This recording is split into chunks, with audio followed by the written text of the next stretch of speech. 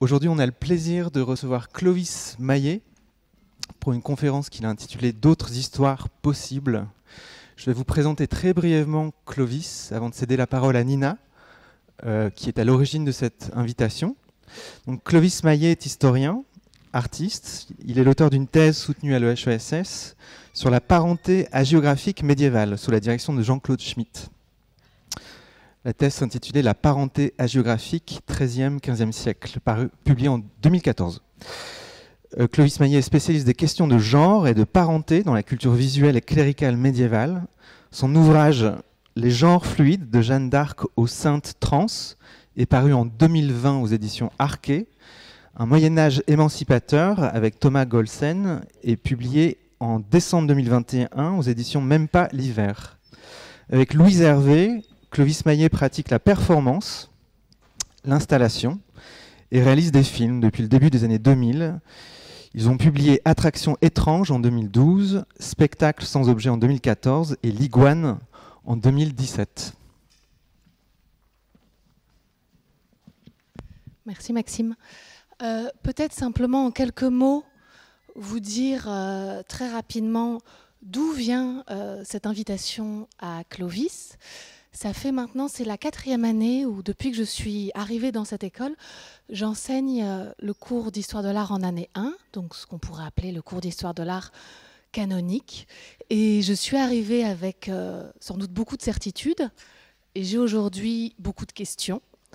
Comment enseigner ce temps long, ce temps parfois lointain, et le faire résonner avec les questions d'aujourd'hui.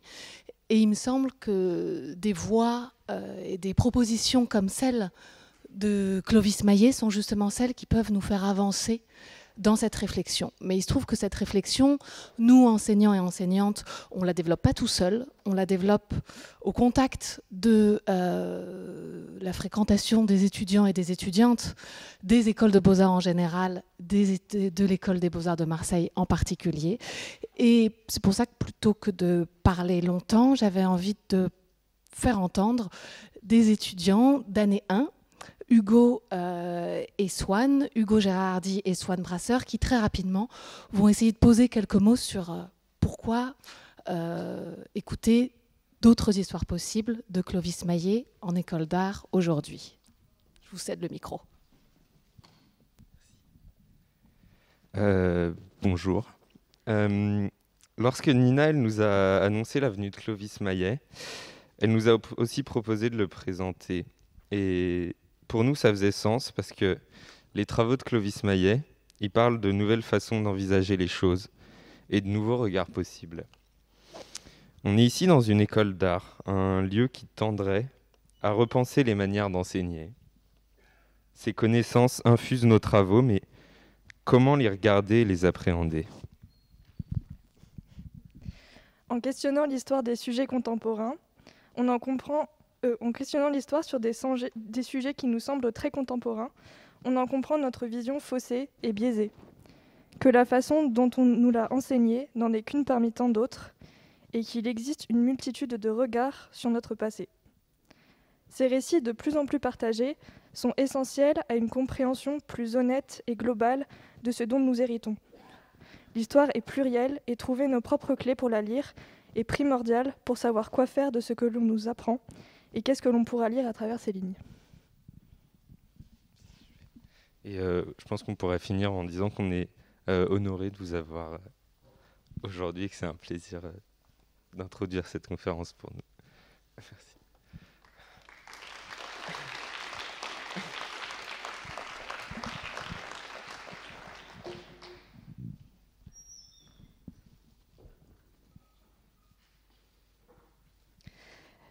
Donc c'est moi qui ai beaucoup d'honneur d'une présentation aussi engageante.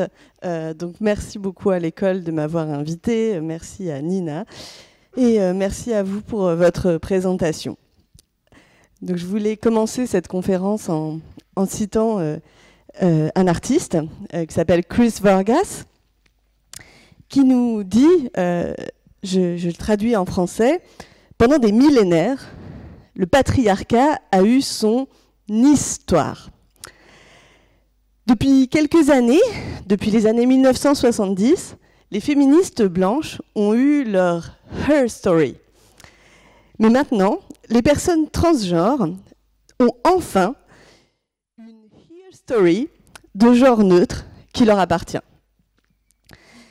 Cet artiste donc a écrit ce texte en 2017, assez récemment, au moment où il lançait le MOTA, le Museum of Trans History and Art. Et à travers ce musée, en fait, qui n'a pas de mur et qui se déplace de lieu en lieu à chaque fois qu'il fait une exposition, son idée, c'est effectivement de montrer que existe, en fait, depuis sans doute beaucoup plus longtemps qu'on le croit, une histoire qui ne correspond pas aux normes de genre binaire dont on a parfois à tort voulu croire qu'elles étaient immémoriales. Son travail a beaucoup inspiré ou a donné de l'énergie, en tout cas, à mes recherches et un petit peu ce qui justifie que je fasse un peu ce pas de côté en venant dans une école d'art aujourd'hui vous parler d'une période assez reculée. Et je vais vous montrer un certain nombre d'œuvres qui, du XIIe au XVe siècle, posent des questions à l'histoire de l'art, mais posent aussi des questions à la manière dont on pense le genre et les sexualités. J'avais juste mis ces quelques mots pour me présenter, mais cela a déjà été fait, donc je ne les reprends pas.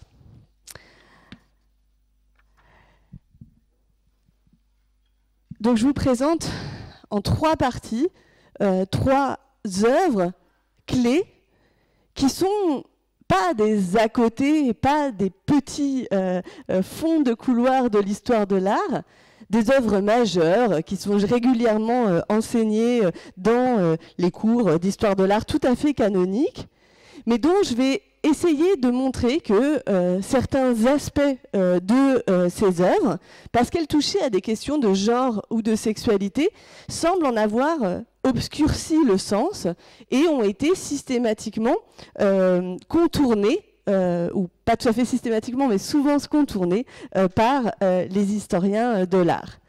Donc la première partie va poser des questions intersexes à l'art roman. La deuxième partie, encore dans l'art roman et dans les hôtels catalans, va poser des questions de transition de genre.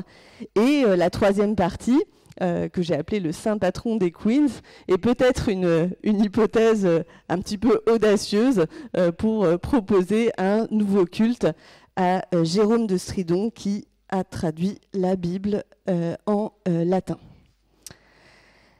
Alors, je vais vous parler dans un premier temps de l'Ermafrodito di Modena, qu'on appelle aussi la Potta di Modena.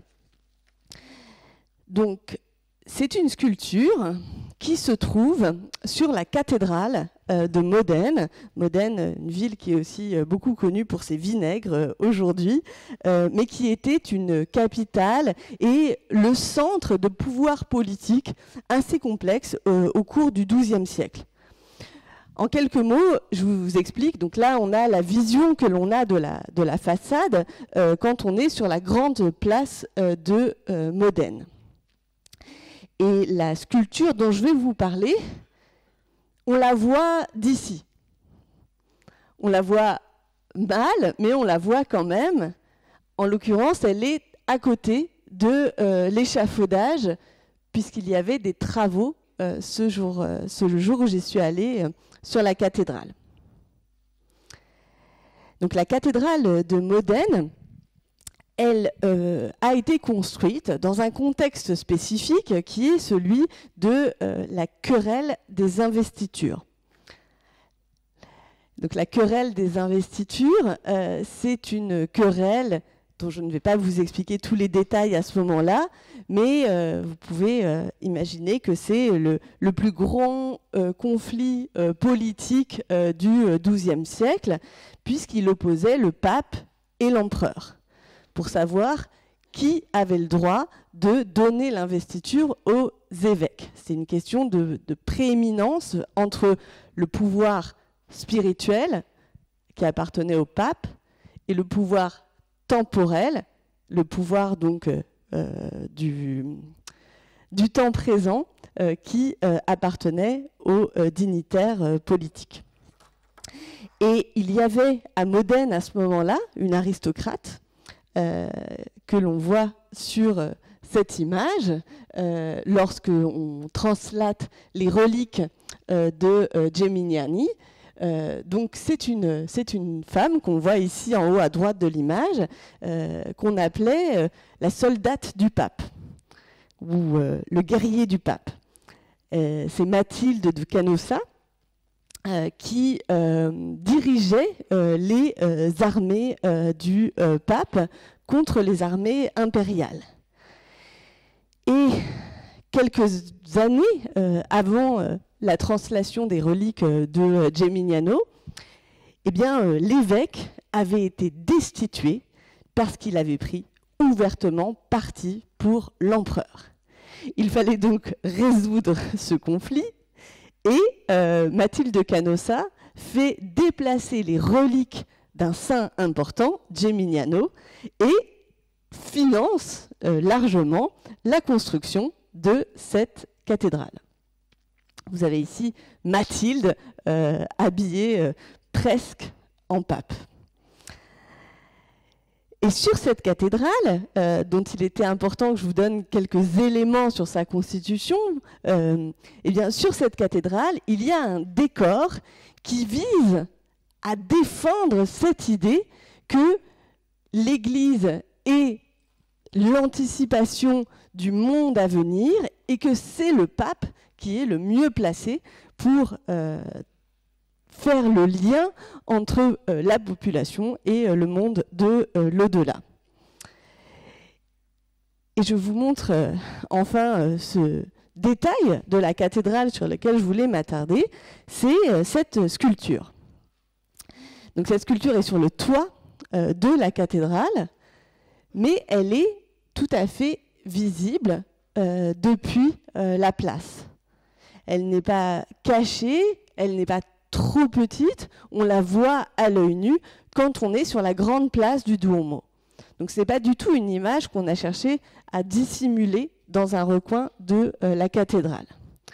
Et on y voit donc un personnage central, frontal, qui est encadré de 2 volutes, qui a les cheveux avec une raie au milieu, les cheveux longs, qui a 2 seins, les jambes écartées, un pénis et des testicules à l'entrejambe et des sandales à boucles sur les pieds. Donc, le problème qui se pose et qui s'est posé aux historiens de l'art, c'est que cette cathédrale qui défend la prééminence du pape sur le pouvoir impérial, eh bien, elle montre un sexe ambigu, largement exposé sur la devanture de la cathédrale. Et je vais vous présenter quelques hypothèses qui permettent d'expliquer cette présence-là. Alors, cette sculpture est un petit peu penchée en avant. Maintenant, on peut l'observer parce qu'elle est descendue, en fait, elle est au musée lapidaire, et elle regarde, en fait, vers le bas, donc vers nous, les spectateurs.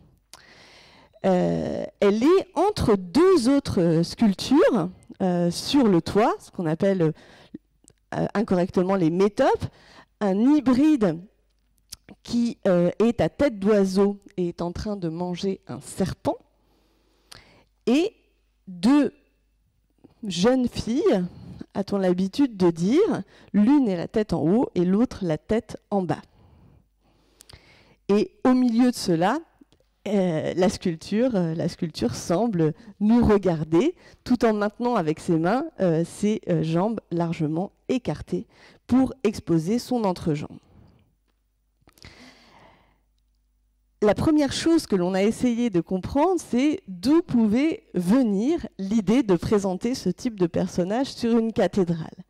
Et on a trouvé on a trouvé, puisque il y a, mais pas exactement, plusieurs textes qui sont beaucoup plus anciens, qui viennent du Haut Moyen-Âge, qui présentent dans une version donc le livre des monstres, dans une autre les Mappae Mundi, les cartes du monde, et qui en fait montrent les habitants des confins de la Terre, qui sont des personnes un petit peu différentes de ceux qu'on connaît dans notre monde. Et on y trouve effectivement des personnages comme l'homme aux longues jambes, des grandes jeunes filles. Il y a un pays dans lequel il n'y a que des personnages géantes qui y habitent. Mais il y a d'autres personnages dont on n'arrive pas à les relier avec ces textes. Comme celui-là, le personnage qu'on considère comme ayant peut-être 3 bras, ou la jeune fille et le dragon, qui ne correspond absolument pas à ce qu'on peut trouver dans ces textes-là. Contrairement à d'autres personnages comme la sirène qu'on rencontre sur le toit, et l'hermaphrodite, puisque c'est comme ça qu'on l'a appelé, qui pourrait donc faire allusion au pays des hermaphrodites, qui est donc une contrée décrite dans ces textes-là, où lointain dans le monde, et dans le livre qui a été écrit au VIe siècle, on raconte que le pays des hermaphrodites, entre guillemets, est un pays dans lequel les personnages ressemblent pas tout à fait à celui-là, puisqu'ils ont donc des rôles maternels et paternels alternés. Ils peuvent avoir des relations sexuelles entre eux et elles, et ils ont un sein qui permet d'allaiter les enfants et un autre qui permet de se battre, un autre qui n'est pas proéminent. Et ils ont donc un pénis et une vulve. Mais dans le livre des monstres lui-même, et je précise tout de suite que livre des monstres, ça ne veut pas dire monstre au sens moderne, ça veut dire livre de ce qu'il faut regarder. Monstrum, en latin, ça veut dire ce qui doit être remarqué, ce qui est remarquable. On pourrait plutôt associer ça à des livres de merveilles. Eh bien, l'hermaphrodite, entre guillemets, a déjà un statut particulier dans ce livre, puisque c'est le seul personnage qui est décrit comme étant à la fois le représentant d'un peuple lointain, le pays des hermaphrodites, où tout le monde a les 2 sexes, mais aussi un personnage qui existe parmi nous. Et c'est le premier personnage qui est décrit dans ce livre des monstres, et l'auteur nous dit que lui-même rencontre et connaît en fait dans son voisinage une personne que l'on appellerait aujourd'hui une personne intersexe, qui donc représente possède des caractéristiques masculines comme des caractéristiques féminines, et que cette personne a des relations amoureuses et sentimentales à la fois avec des hommes et avec des femmes. Donc la particularité, encore une fois, de l'hermaphrodite au sein de ces personnages extraordinaires est d'être tout à la fois un personnage lointain et un personnage familier. Et on a donc de bonnes preuves que quand on regardait ce type de sculpture, on pouvait à la fois être envoyé à un imaginaire lointain et puis à une réalité quotidienne que tout le monde connaissait, peut-être mieux d'ailleurs à cette époque-là qu'on les connaît aujourd'hui, puisque les hermaphrodites, entre guillemets, étaient décrits dans tous les livres de médecine, et qu'ils avaient donc un statut juridique au Moyen-Âge qui est, disons, au moins, disons, peut-être un petit peu meilleur que celui qu'il est aujourd'hui, puisque on proposait effectivement que les personnes puissent changer de statut social et de statut de genre au fil de leur vie en fonction de ce qu'on appelait le sexe dominant chez eux. Alors qu'aujourd'hui, je peux vous rappeler qu'on a du mal à laisser ce choix-là aux individus. Le deuxième point qui me semble important, c'est que cette sculpture, eh bien, elle est donc sur la façade sur le côté de la cathédrale, et elle présente explicitement donc ses jambes écartées et son entrejambe.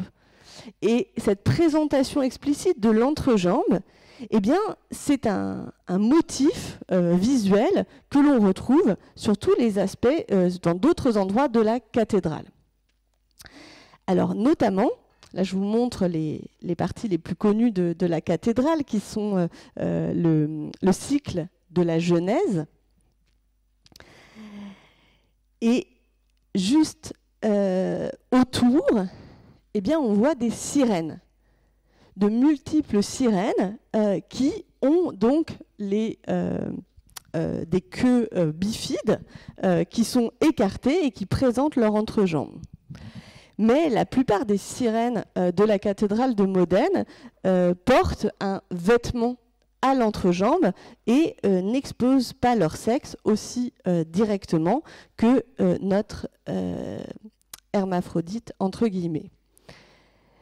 Mais il y a un autre personnage peut-être plus important, c'est les Gémeaux. Sur le portail de la cathédrale, il y a des Gémeaux qui sont donc une créature qui a le bas du corps commun et le haut du corps dédoublé. Et c'est ça qui soutient l'arcade sous laquelle on passe quand on rentre dans la cathédrale. Donc rentrer dans la cathédrale, c'est littéralement passer entre les deux jambes de ces Gémeaux qui ont également donc, les jambes écartées et deux têtes au-dessus de leur cou. Je vous montre aussi des singes qui ont les jambes écartées de cette façon et un autre type de sirène bifide auprès de laquelle on passe dans la cathédrale. Mais il y a enfin un dernier point qui est sans doute celui qui a le plus obscurci le sens de cet hermaphrodite de Modène, c'est que cette sculpture est celle qui a fait l'objet de plus d'attention. On n'a pas beaucoup remarqué, on n'a pas beaucoup commenté les multiples sirènes, les multiples êtres aux cuisses écartées que l'on voit sur cette cathédrale, mais l'hermaphrodite, oui. Il a été abîmé au XVIe siècle parce que des arquebusiers français sont venus sur la cathédrale et, nous rapportent les chroniques de l'époque, ont tiré des flèches dans l'entrejambe de l'hermaphrodite. Suite à cela, le prêtre qui officiait dans la cathédrale dit que c'était grand scandale que d'avoir cela sur sa cathédrale et il a demandé à faire restaurer la sculpture en la peignant en rouge et en or, paradoxalement pour montrer le vice possible sur l'extérieur de cette cathédrale et, dit-il, pour prévenir sa population de sombrer dans de tels vices. Et là, il me semble qu'il y a eu un défaut de compréhension, puisque suite à cette interprétation du XVIe siècle, on a cru que c'est parce que le personnage était hermaphrodite qu'il posait des problèmes de moralité, qu'il exposait trop directement son sexe. En réalité, je pense que au XVIe siècle, à l'époque de la Contre-Réforme, à l'époque où on a dissimulé les sexes qui étaient présents sur les différentes sculptures des églises, on n'a pas considéré l'hermaphrodite comme un hermaphrodite, mais je pense qu'on l'a considéré comme une femme qui exposait sa vulve et dont la vulve était était remplie par un pénis et des testicules. Je fais cette hypothèse parce qu'on a de nombreuses images de la fin du XVe siècle dans lequel l'acte sexuel et la pénétration pénovaginale est représenté par des flèches tirées. Là, je vous montre un roman de La Rose, ici, qui représente le brandon de Vénus, donc l'acte amoureux, comme une flèche tirée dans un entrejambe. Et ici, un plafond peint qui vient du sud de la France, dans lequel un homme s'apprête à lancer à l'arbalète un pénis et des testicules. Et donc je crois que ce qui a choqué dans cette image et qui a fait qu'elle est devenue à la fois la sculpture la plus connue de la cathédrale de Modène et celle qui est la moins interprétée par les historiens de l'art sérieux, c'était le fait qu'elle expose aussi clairement, aussi franchement et de manière si peu cachée ses organes sexuels. Ah. Pardon. Non pas parce que c'est un personnage hermaphrodite, mais parce qu'on a cru que c'était la représentation d'un acte sexuel pénovaginal. Et c'est ça qui était choquant.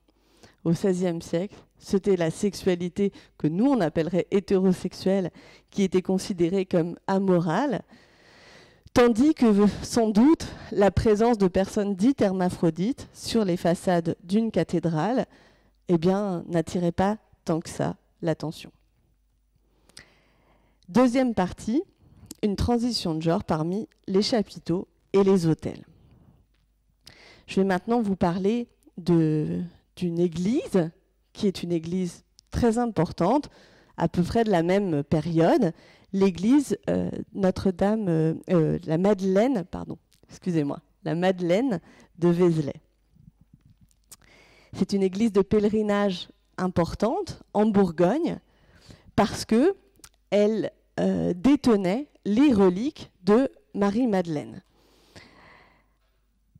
qui ont ensuite été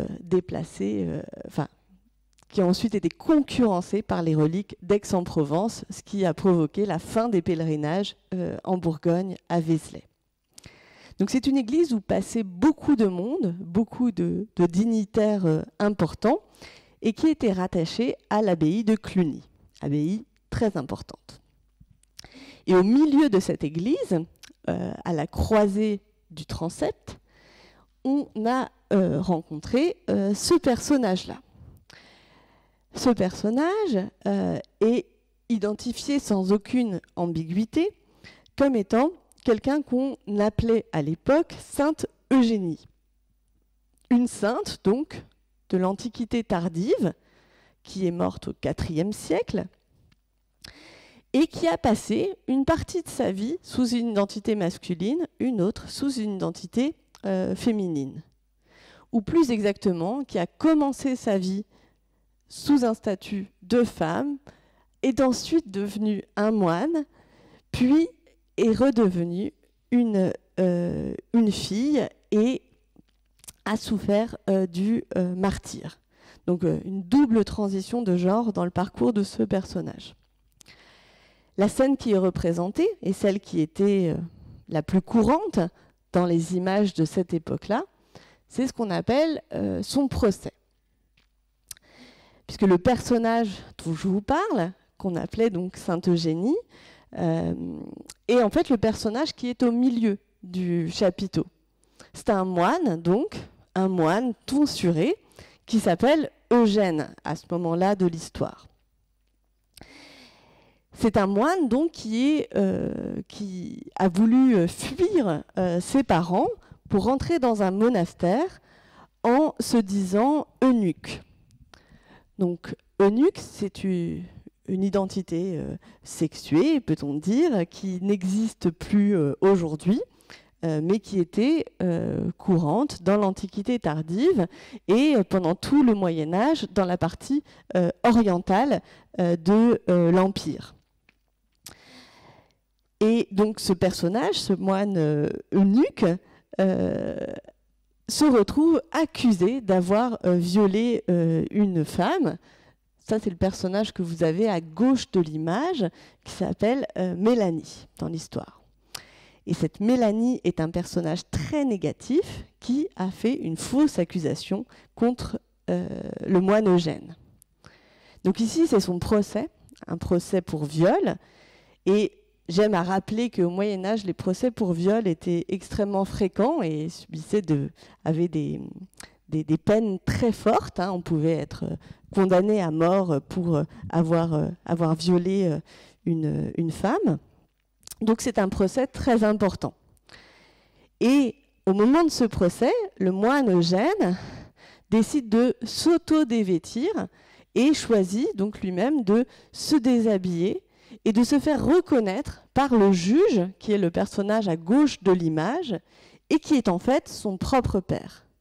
Son propre père qui est juge et qui ne l'avait pas reconnu. Face à cela, Eugène est lavé des soupçons. La jeune femme avoue qu'elle a menti et c'est elle qui est condamnée, tandis que Eugène, par cet acte, convertit ses parents au christianisme. Et tout ça finira très bien, en tout cas pour eux, puisqu'ils vont tous finir chrétiens et mourir dans d'atroces douleurs de martyrs, mais ce qui était quelque chose de très positif à cette époque-là. Donc c'est pour ça que notre frère Eugène ici a la palme du martyr derrière la tête, qui est le signe que c'est un personnage saint qui subira le martyre plus tard dans sa vie. Le problème ici qui se passe, c'est que on est dans une église qui est consacrée à une sainte, Marie-Madeleine, et que il n'y a aucune sainte dans cette église.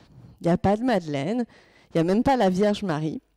Et donc la seule sainte qui est représentée dans cette église est un personnage trans, qui est en plus représenté en moine, avec toutes les caractéristiques masculines, à part des seins qu'on voit apparaître dans son vêtement. Et c'est un personnage qui, disons, à cette époque-là, dans les récits que l'on en fait, est considéré comme un personnage qui a effectivement fait une transition de genre et qui a été accepté pour cela. Je vous cite un passage de la vie de ce personnage qui est repris dans la légende dorée, qui dit « Tu as raison de te dire homme, car bien que tu sois femme, tu te comportes comme un homme. » Donc dans cette église de pèlerinage importante, il y a un personnage, c'est un personnage saint et c'est un personnage trans.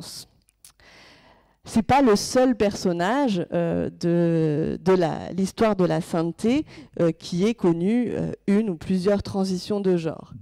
Sans le commenter, je vous montre ce tableau qui réunit la trentaine de cas au moins qui sont répertoriés, qui sont des saints qui ont transitionné à un moment de leur vie.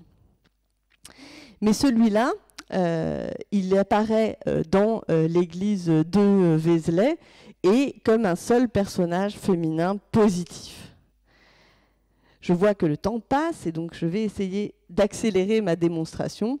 Mon idée, c'est que ce personnage-là, dont on a parfois dit que c'était un personnage transgressif, qui, parce qu'il mélangeait des caractéristiques masculines et féminines, était un personnage qui montrait une forme d'ambiguïté, eh bien, je pense au contraire que c'est véritablement un personnage saint qui est pleinement considéré comme tel. Et j'en veux pour preuve qu'il y ait un culte dédié à Eugénie à côté en Bourgogne, à Varzy, où ces reliques étaient conservées, qu'il y a eu par la suite donc une grande peinture consacrée à la même scène au procès ici, et que le chapiteau se retrouve non pas dans les marges de l'église, encore une fois, mais véritablement au centre, et peut-être même, comme vous le voyez sur ce plan, devant une ancienne entrée qui devait être utilisée au XIIe siècle. Donc, il y avait possibilité, quand on rentrait dans cette église, d'être confronté immédiatement comme premier chapiteau au chapiteau d'Eugène Eugénie. Et là, je vous montre l'ancienne porte qui n'est plus utilisée. Enfin, le personnage, à l'endroit où il est dans l'église, est associé à une série de personnages qui sont les saints-pères du désert. Tous les personnages qu'il y a dans les chapiteaux qui l'entourent sont les saints-pères du désert, qui sont tous des personnages masculins et qui sont des personnages extrêmement vertueux et auxquels un culte très fort était rendu. Au contraire, les personnages féminins qui sont dans cette même église sont tous des personnages négatifs et sont des personnages de pécheresses.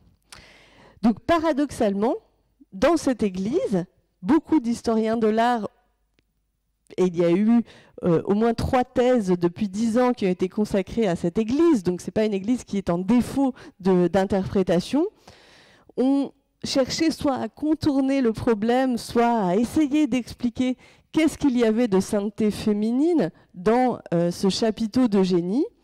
Et je pense qu'une solution très simple consiste à l'inscrire dans une histoire extrêmement masculine, à prendre au pied de la lettre la série de sculptures que l'on voit dans cette église, qui ne nous montre que des pécheresses.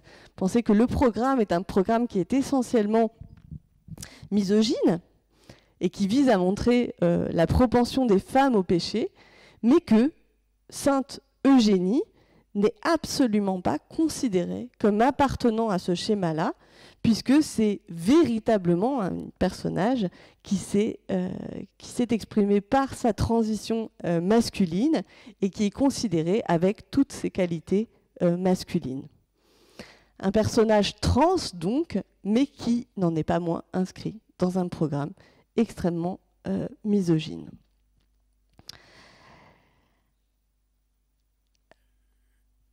Je passe un tout petit peu ici pour vous montrer un autre exemple des apparitions de ce personnage dans les églises entre l'Italie et la Bourgogne.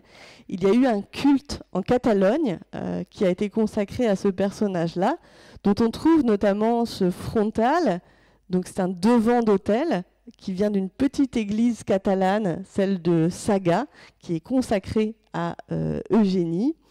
Et ici, donc, dans l'autel, on pouvait trouver le frontal d'Eugénie, qui a la particularité de représenter la même scène du procès et du déshabillage du frère Eugène devant le juge, mais aussi d'autres scènes de sa vie, comme son baptême, dans lequel tout est fait pour dissimuler ce qui aurait pu être des marqueurs permettant de faire pencher le genre d'Eugénie d'un côté ou d'un autre, et qui représente finalement sa vie selon 2 modalités présentées comme équivalentes. Donc tout le registre supérieur du panneau est une histoire masculine de la vie de ce frère Eugène, tandis que le registre inférieur est une histoire féminine, après sa 2e transition, dans lequel le personnage est représenté avec tous les attributs du féminin.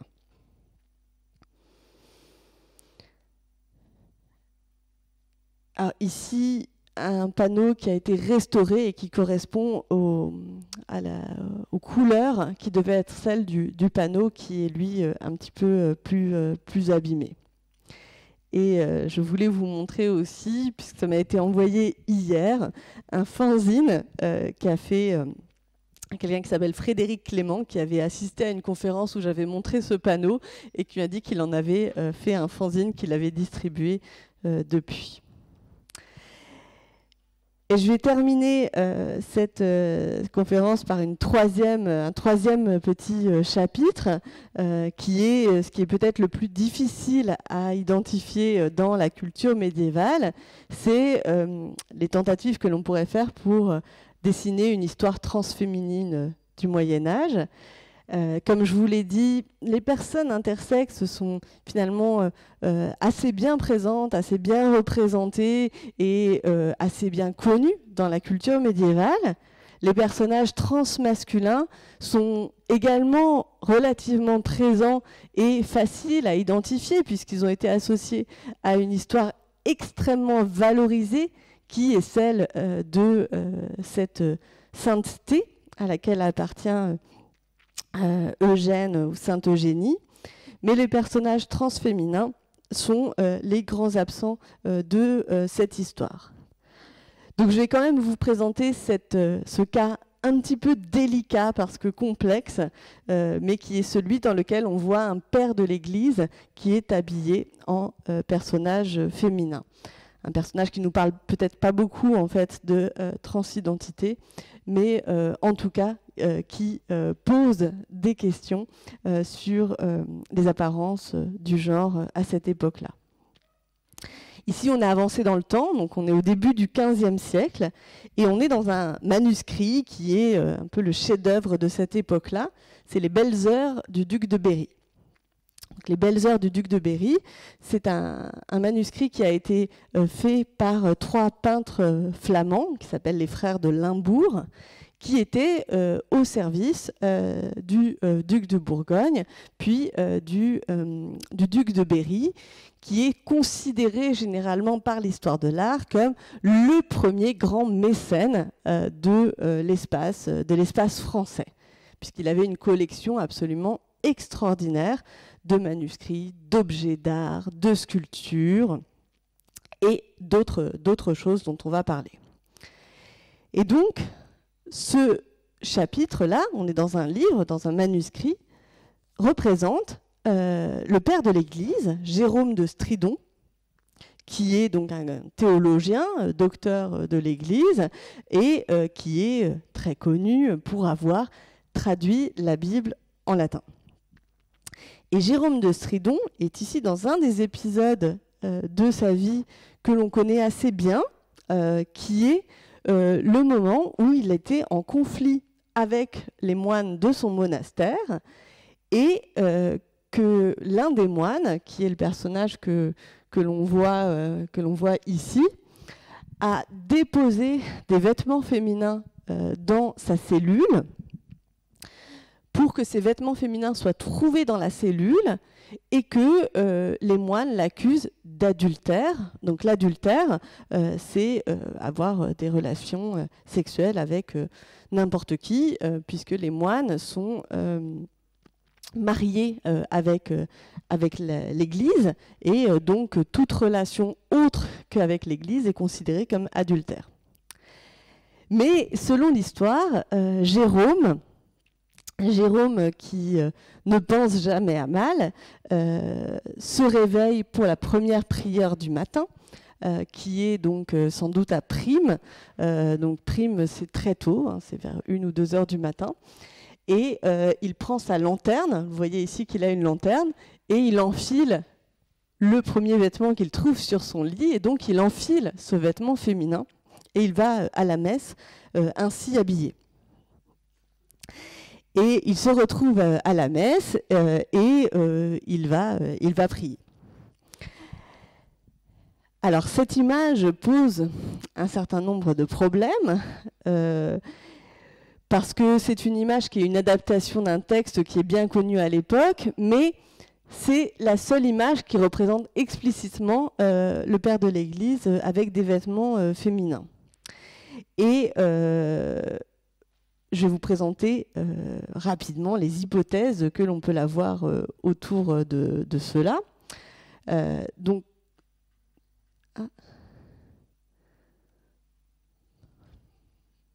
il y a eu une petite superposition entre le texte français et ma traduction et le texte latin. Donc, je vous la lis. Le texte qui est souscrit est « À la mort du pape Libère, on dit que Jérôme était jugé très digne du plus haut sacerdoce.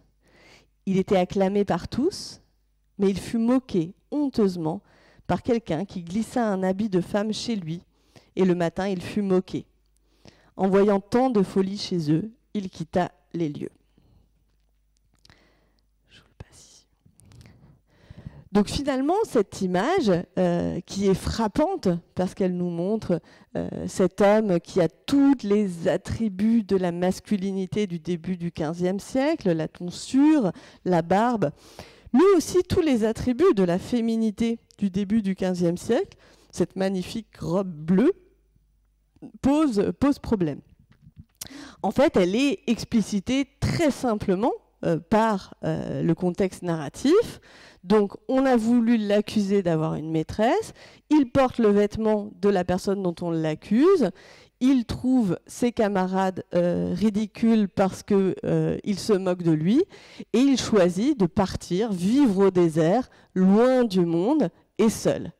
Donc ce moment d'emprunt de vêtements féminins est un marquage d'un renoncement au monde plus général et d'un renoncement à ses règles et aux bassesses de ses camarades. Mais je crois qu'il est un petit peu plus que cela, puisque les personnes qui doivent être frappées par la vision de Jérôme de Stridon en habit féminin, c'est aussi, en fait, les gens qui fréquentent la cour de Jean de Berry. Et les personnes qui fréquentent la cour de Jean de Berry sont connues pour être à la fois des amateurs d'art, mais aussi des amateurs de sexe et de sexualité, et des grands consommateurs sexuels. Et Jean de Berry en particulier. En quelques mots, sans vous présenter toute l'hypothèse, Jean de Berry a été plusieurs fois condamné pour bougrerie, c'est le mot qu'on employait à l'époque, c'est-à-dire pour avoir des relations avec des jeunes garçons. Et il était réputé pour attirer les jeunes hommes à sa cour et les collectionner au même titre qu'il collectionnait les œuvres d'art. Et une œuvre qui est dans un autre manuscrit à lui, qui est l'homme astrologique, eh bien, on peut aussi y voir une fascination, disons, pour la nudité et la beauté masculine. Mais la beauté féminine aussi et les dénudements multiples sont très fréquents dans ce type d'œuvre. Notamment, donc, vous voyez ici Catherine soignée par des anges, qui est aussi une image frappante dans son genre, puisque ce qui se passe, c'est après sa première journée de martyre, la sainte Catherine, qui est recouverte de plaies, est guérie miraculeusement par les anges. Mais cette scène-là est traduite par les frères de Limbourg comme une image presque avec des accents érotiques, pourrait-on dire, dans lequel on voit une très très belle jeune femme qui est massée et caressée par toute une série d'anges.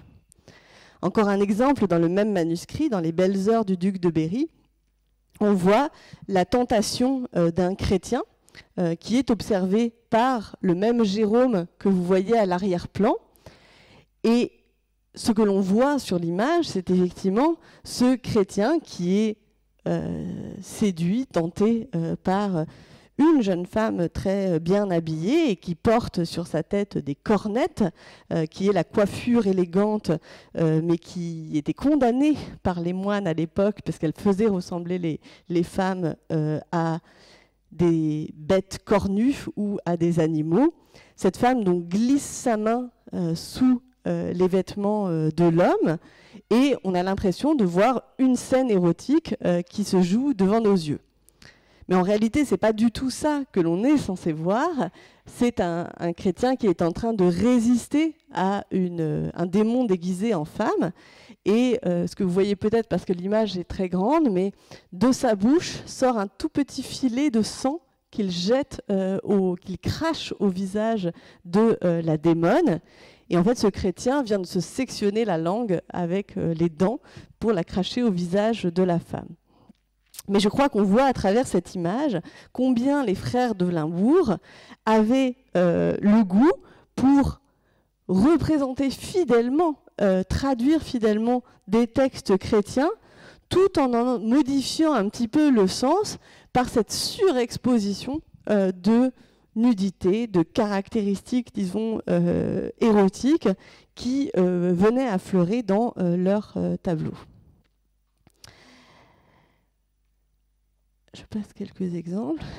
Donc, je crois qu'à travers cette image, eh bien, on a des peintres jeunes, fidèles du grand mécène Jean de Berry, qui essayent un petit peu de montrer des images très frappantes, potentiellement avec un potentiel érotique qui n'est voilà, pas étonnant, et peut-être pas tellement de parler tant que ça de ce qui est le fond de l'histoire en fait du texte de Jérôme, c'est-à-dire une indifférence à la fois aux apparences du monde et même aux apparences du genre, qui, dans le monde de ces ascètes en fait, en viennent à flouer en fait les frontières entre ce qui appartient au masculin et au féminin.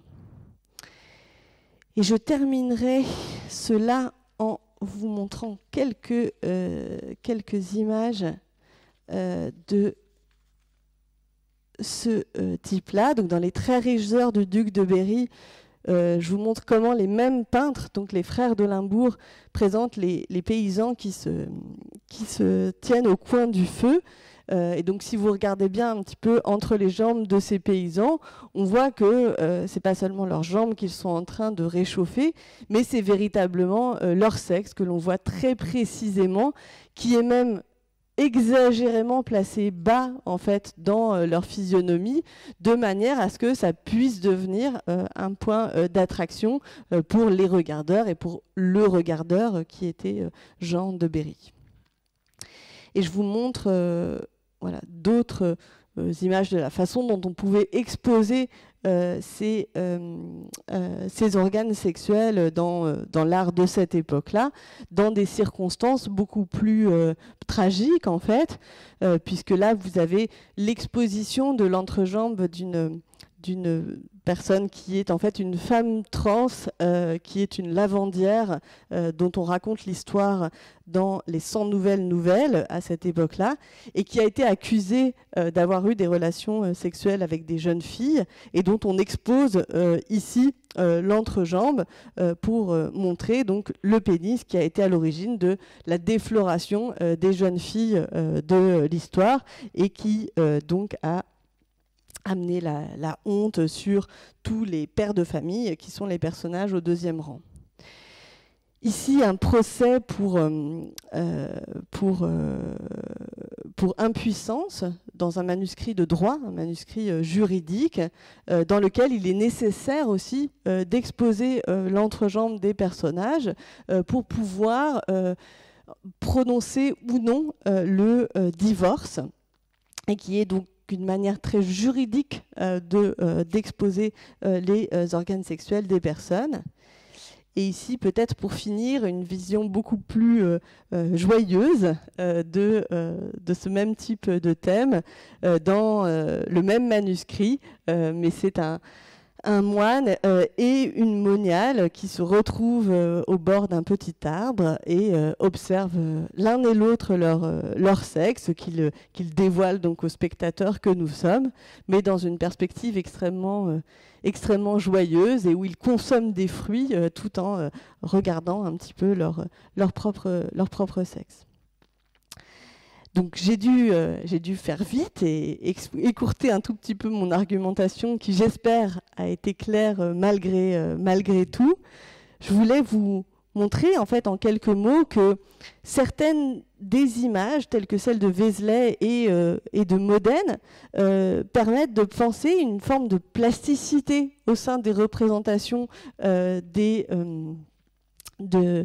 du genre, mais aussi des pratiques sexuelles que l'on peut voir dans l'art de cette époque-là.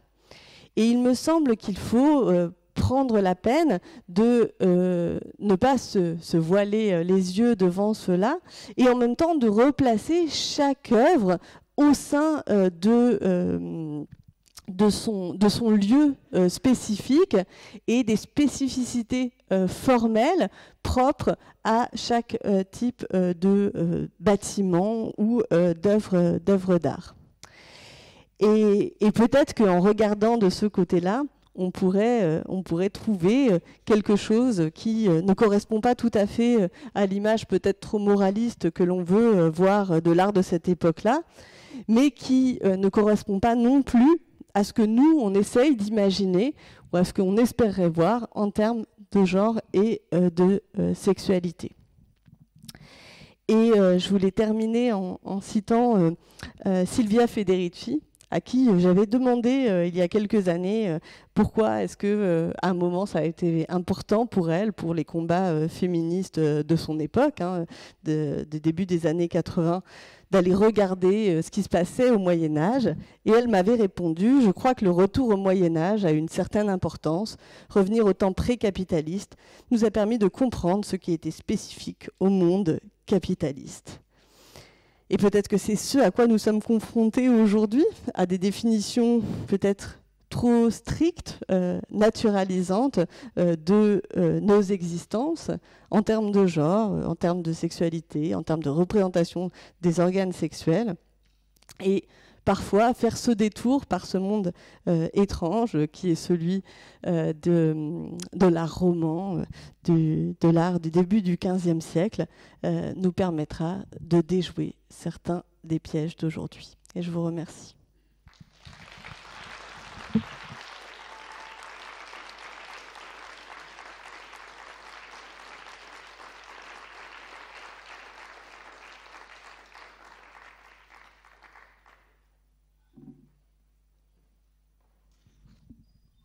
Et si vous avez des questions, je serais ravie d'y répondre.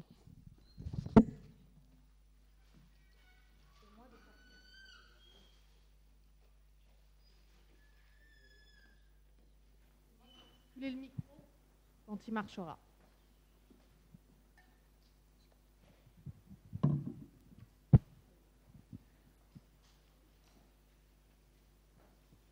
Faites un signe très clair si jamais vous avez une. Comme ça, je peux vous apporter le micro.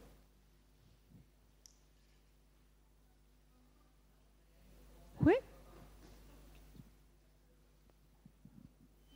Ok, ça donnera du temps aux autres à trouver vos questions. Moi, je pense toujours à Hildegard von Bingen quand je pense à cette époque. Est-ce que vous avez regardé un peu si elle disait des choses ou parlait de ça dans ses livres ou dans des traces qu'on a sur elle? Qu'est-ce qu'elle raconte sur ces questions-là? Mais alors c'est très intéressant et merci de me poser la question parce que... Ah oui, Hildegard. Hildegard von Bingen, c'est une mère supérieure, c'est un médecin, c'était une prêtre en quelque sorte qui était vraiment très connue, il me semble, à travers toute l'Europe pendant le Moyen-Âge, mais qui se présentait aussi toujours comme une pauvre femme, si je peux le dire comme ça. Voilà, donc un personnage vraiment très important dans l'histoire du Moyen-Âge, à mon avis. Et on reparle d'elle pas mal ces derniers temps. Voilà. Donc Hildegard, oui, merci. Oui, alors, je viens de faire sortir un livre, justement, qui s'appelle « Un Moyen-Âge émancipateur », dans lequel j'ai essayé d'interroger en fait beaucoup d'artistes sur ce qu'ils pensaient du Moyen-Âge, de pourquoi est-ce que ça les avait intéressés, et beaucoup d'étudiants en art. Donc il y a 300 étudiants qui nous ont répondu. Et c'est vrai que le nom d'Hildegard de Bingen est un des noms qui est le plus revenu. Et ça m'a beaucoup aussi interrogée de savoir et de comprendre comment s'était passée en fait la réinterprétation de ce personnage de Hildegard de Bingen, effectivement, qui est très importante aujourd'hui. Donc, pour le résumer en quelques mots, donc Hildegard est effectivement un personnage très important à son époque, qui est quand même un peu spécifique, disons, parce que elle est médecin, elle écrit de la musique, elle fait peindre des manuscrits, peut-être qu'elle participe aussi à la peinture, et puis elle a un rôle diplomatique parce qu'elle intervient dans les conflits qui sont les mêmes que ceux dont je vous ai parlé, qui sont les conflits entre l'empereur et le pape, et elle écrit effectivement à toutes ces personnes-là pour intervenir dans les débats aussi bien théologique que politique. Donc c'est un personnage de premier plan et qui a monté aussi une sorte de business de monastère, puisque elle est devenue abbesse de son monastère, et puis elle a chapeauté l'ouverture d'abbayes filles qui ont fait que le monastère de Bingen est devenu un véritable empire aussi de monachisme féminin qui s'est étendu dans une région assez importante. Et comme donc elle a été un petit peu oubliée, disons, entre le XVIIe et le XIXe siècle, réinterprétée au XIXe siècle, et on a dit pendant un temps que c'était peut-être pas elle qui avait écrit tout cela, et que on lui a désattribué effectivement certains de ses écrits. Comme ça s'est beaucoup fait au XIXe siècle, où on désattribuait les œuvres des femmes et on les réattribuait à des hommes. Donc elle a fait tout à fait partie de cette historiographie misogyne qui faisait cela. Et au XXe siècle, elle a fait l'objet d'une popularité grandissante qui a été en partie orchestrée par les moniales du monastère de Bingen qui existent toujours aujourd'hui et qui, à partir des années 60, et d'un regain d'intérêt pour des médecines naturelles qui ont accompagné le mouvement hippie et d'autres mouvements parallèles et qui étaient souvent en fait assez proches de certains idéaux monastiques de cette époque-là. Il y a eu des moniales hippies à cette époque-là. Et bien elles ont commencé à rediffuser, retraduire les recettes médicales d'Hildegard de Bingen, la thérapie par l'alimentation, les vêtements, même certaines peaux d'animaux qui servaient à se guérir, et les tisanes, les fameuses tisanes d'Hildegard, qui ont tellement bien marché en fait que ça a créé des pèlerinages dans le monastère et presque un empire en fait commercial de commercialisation de tisanes avec les recettes d'Hildegard qu'aujourd'hui on trouve même dans les magasins biologiques. Je sais pas, il y en a un à côté de chez moi qui vend toutes les recettes d'Hildegard de Bingen et donc qui a beaucoup bénéficié aussi au trésor de ce monastère-là. Et puis il y a un autre truc, c'est qu'il y a une réinterprétation des musiques d'Hildegard de Bingen à partir des années 90, et Hildegard de Bingen, là, je crois, a été la seule compositrice médiévale qui a fait l'objet d'un disque d'or dans les années 90, et on s'est mis à réinterpréter effectivement sa musique. Et alors, moi j'ai fait un entretien avec une personne qui fait de la danse et de la chorégraphie, François Chéniaud, qui a fait un spectacle avec Marie-Pierre Bréban. Alors, pardon pour le chiffre, c'est François Chéniaud. Et la chorégraphe Bréban, elle s'appelle Brebant, qui ont fait un spectacle où ils ont chanté et dansé l'intégralité de la musique d'Hildegard. Ils ont fini par couper parce que ça faisait trop long, habillés presque nus, avec pour seul vêtement en fait des tatouages qui représentent les enluminures des manuscrits d'Hildegard. Et donc quand je parlais avec François Chéniaud, elle dit: je voulais sortir du côté Hildegard de Bingen comme héroïne féministe. Et j'avoue que moi, en tant que médiéviste, là, je suis un peu retombée sur moi parce que je ne savais pas à quel moment Hildegard de Bingen était devenue une héroïne féministe, au point qu'effectivement, il faille même en ressortir aujourd'hui.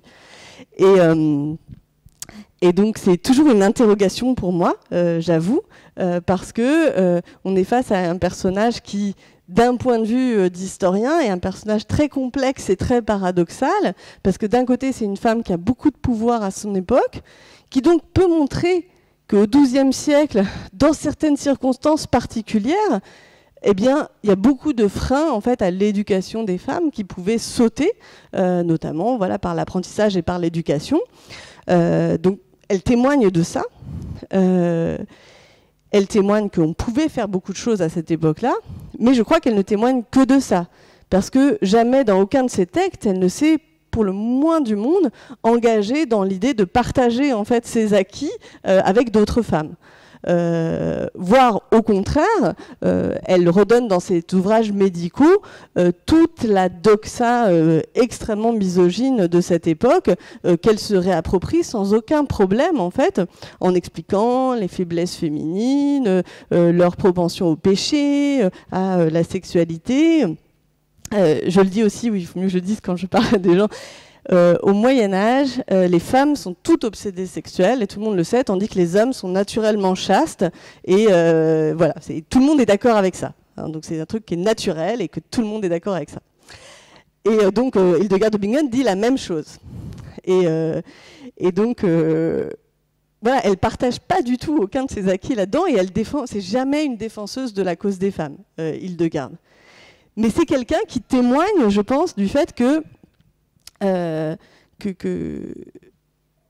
c'était possible en fait d'acquérir tout un tas de droits à condition, disons, d'adopter un schéma de construction qui était celui d'adopter des vertus masculines. Et en fait, je pense que c'est un petit peu ça. Et généralement, on dit que Hildegard de Bingen, elle correspond à cet idéal peut-être androgyne elle-même, dans lequel elle peut tout à fait assimiler la morale misogyne de son époque, tout en considérant que ça ne la concerne pas, elle. Pour une raison qui est assez simple, c'est que, j'ai dit, la misogynie contre les femmes est essentiellement articulée à une pensée de la sexualité, dans laquelle les femmes sont hypersexuelles, tandis que les hommes non. Et donc, des personnes qui sont considérées comme des femmes, mais qui s'abstiennent de sexualité, sont du coup masculinisées et sont décrites en caractère masculin. Et donc, je pense que c'est ça, parfois, ce qu'on appelle un peu, même si c'est pas dit comme ça hein, dans les textes, mais une forme d'androgynie, en tout cas une forme de plasticité entre les genres, qui est que l'articulation très forte entre genre et sexualité fait que si on arrête la sexualité, eh ben, on peut potentiellement changer de genre. Et j'en profite d'ailleurs juste pour ajouter que l'entretien, enfin un entretien, on peut trouver un entretien avec François Chéniaud en ligne entre Clovis et François Chéniaud, et je vous le recommande très vivement. Est-ce que d'autres questions? Ou est-ce qu'à ce moment-là, voyant l'heure qui tourne, ce que je vous propose, c'est nous, on se retrouve dans l'après-midi en salle 10B pour poursuivre la discussion avec les étudiantes et les étudiants qui le souhaiteraient. On est déjà un petit groupe, donc si jamais vous avez une question que vous n'osez pas poser parce que vous avez trop faim ou il y a trop de monde, ça peut être le moment de poursuivre la discussion de façon un peu plus informelle. Donc vraiment, n'hésitez pas. Et en tout cas, merci encore. Merci beaucoup, Claude. Merci beaucoup.